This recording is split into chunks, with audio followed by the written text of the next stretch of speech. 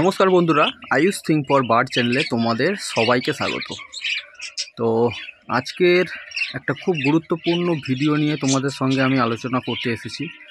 তো আশা করব তোমরা ভিডিওটা পুরো দেখবে, আর ভিডিওটা যদি ভালো লাগে অবশ্যই কিন্তু একটা লাইক করবে। আর আমার ভিডিওতে যারা নতুন দর্শক এসছো তাদেরকে বলি, তোমরা অবশ্যই আমার এই চ্যানেলকে সাবস্ক্রাইব করো, কারণ নতুন নতুন ভিডিও এবং পাখিদের নানান রকমের টিপস কিন্তু আমি আমার এই চ্যানেলে দিয়ে থাকি, যেগুলো তোমাদের পাখি পালন করতে কিন্তু অনেক সুবিধে কাজে আসবে এবং সুবিধা করবে।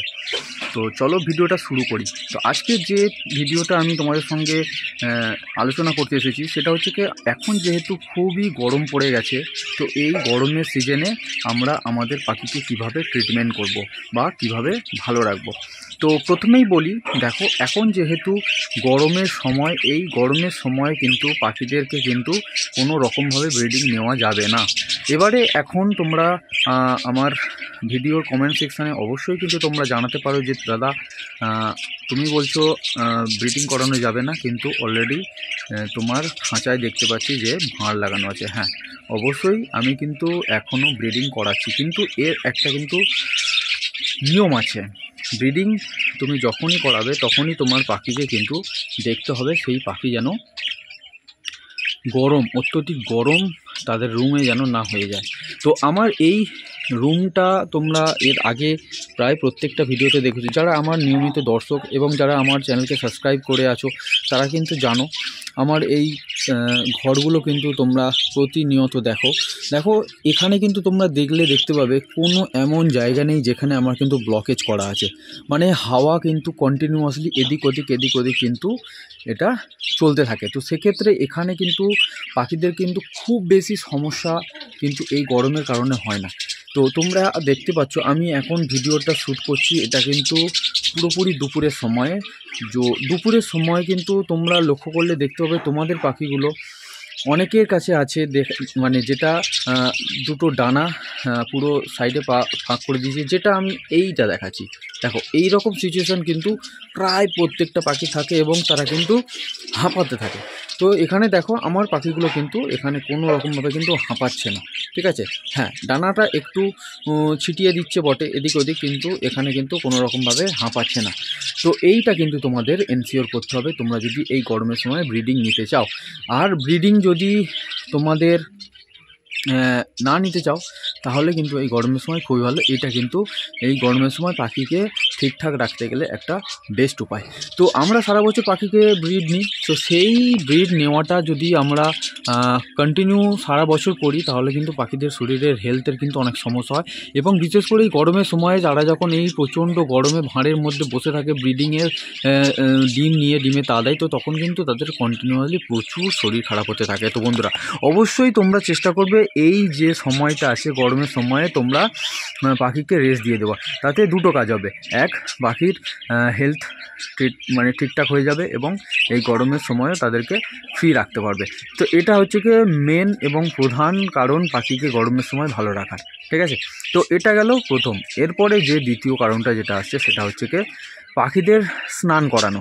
তো গরমের সময় পাখিরা যেহেতু কষ্ট পায় গরমে, তো সেক্ষেত্রে তাদের রুমের টেম্পারেচার যদি আমরা কমাতে না পারি তাহলে কিন্তু চেষ্টা করতে হবে পাখিদের দেহের টেম্পারেচার কিন্তু কমাতে হবে।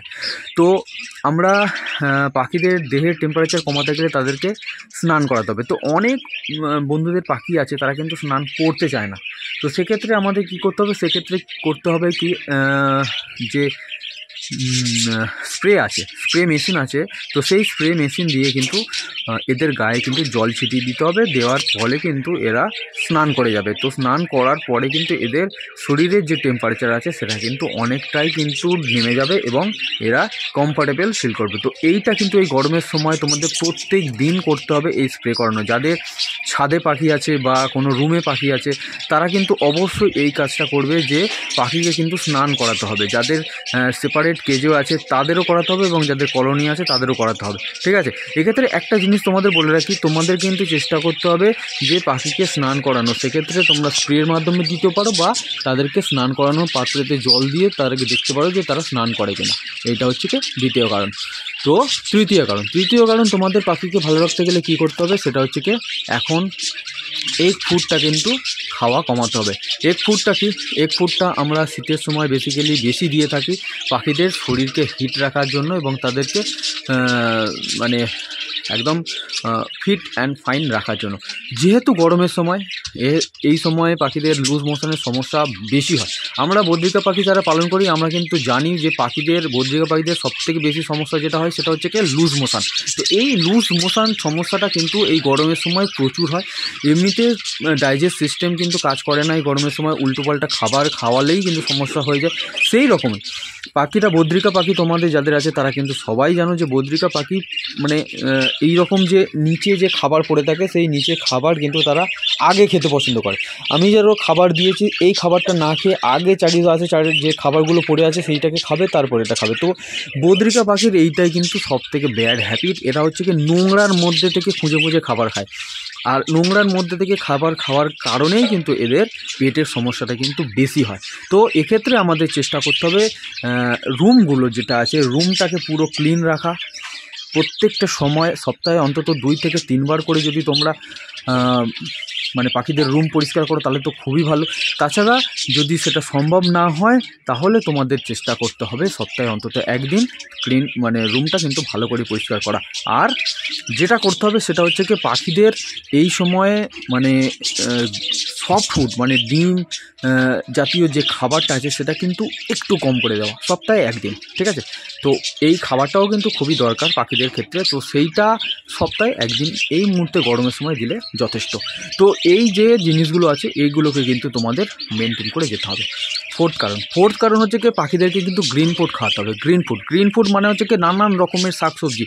এই সময় গরমের সিজনে নানান রকমের শাকসবজি তোমরা বাজারে কিনতে পাবে। মেনলি কলমি শাক, নোটে শাক, তোমার থানকুনি পাতা, এগুলো কিন্তু মেন শরীরকে ঠিক রাখার জন্য। আর থানকুনি পাতার উপকারিতা কিন্তু তোমরা সবাই জানো, আমাদের মানুষের ক্ষেত্রেও এই থানকুনি পাতার উপকারিতা প্রচুর পেটের জন্য মেনলি। এইগুলো গেল হচ্ছে কি খাবার।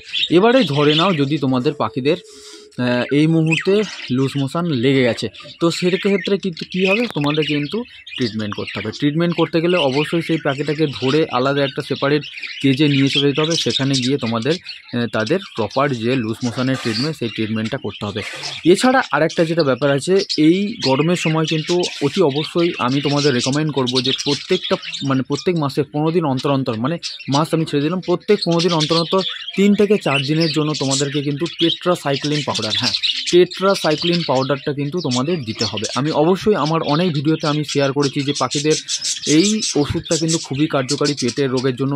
এই রোগ মানে পেটের রোগটাকে বা লুজ মোশনটাকে যদি কন্ট্রোলে রাখতে হয় এই তোমাদের টেট্রাসাইক্লিন পাউডারটা কিন্তু খাওয়াতে হবে। তো টেট্রাসাইক্লিন পাউডারটা একরকম বলা যায় যে এটা একটা অ্যান্টিবায়োটিকের ওষুধ। অ্যান্টিবায়োটিক ওষুধ হলেও এটা কিন্তু জ্বর, সর্দি, কাশি থেকে শুরু করে লুজ মোশন সবেতেই কাজ করে। আর এই ওষুধটা আমি নিজে প্র্যাকটিক্যালি ইউজ করি, সেক্ষেত্রে আমি ওই জন্যই তোমাদেরকে বলতে পারছি যে পাখির অবশ্যই এই যে লুজ মোশনের সমস্যা বদ্রি পাখির, বিশেষ করে আমরা যেহেতু বদ্রি পাখি নিয়ে বেশি কাজ করি, তো সেক্ষেত্রে বদ্রি পাখির হচ্ছে কি লুজ মোশনের সমস্যা বেশি এবং পাখিটাকে ঠিকঠাক রাখতে কিন্তু এই ওষুধটা কাজে লাগবে।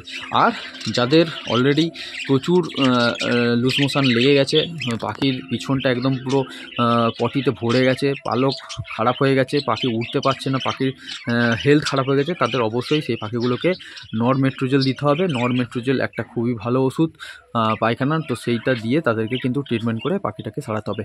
আর হ্যাঁ, অবশ্যই বন্ধুরা এই সময় কিন্তু লিভার টনিক কিন্তু তোমাদেরকে কিন্তু খাইয়ে যেতে হবে, কারণ লিভারটাকে ঠিক রাখতে হবে। না হলে কিন্তু নানান রকমের শাকসবজি থেকে শুরু করে এই যে খাবারগুলো খাওয়াচ্ছি সেটা এই গরমের সময় ডাইজেস্ট ঠিক মতো না হলে কিন্তু পেটের রোগের সমস্যা কিন্তু হবে। তো এই যে টোটাল ব্যাপার, এই জিনিসগুলো যদি তোমরা ফলো করে মেনটেন করে যদি তোমরা এই গরমের সময় পাখি যদি পালন করতে পারো, তাহলে তোমাদের পাখিগুলো কিন্তু ফিট অ্যান্ড ফাইন থাকবে। অবশ্যই কিন্তু ব্রিডিংও করাতে পারবে যাদের এই রকম খোলামেলা সিচুয়েশান আছে। তো ঠিক আছে বন্ধুরা, ভিডিওটা তোমরা অবশ্যই পুরো শুনলে, বুঝতে পারলে। যদি ভালো লাগে অবশ্যই একটা লাইক করবে, আর যদি আমার এই ভিডিওগুলো তোমাদের ভালো লাগে চ্যানেলকে কিন্তু অবশ্যই সাবস্ক্রাইব করবে। তো ভিডিওটা আজকের এইটুকুই, আবার নেক্সট ভিডিওতে তোমাদের সাথে কোনো একটা গুরুত্বপূর্ণ ভিডিও নিয়ে অবশ্যই চলে আসবো। তো নমস্কার বন্ধুরা, আজকের এইটুকু, আবার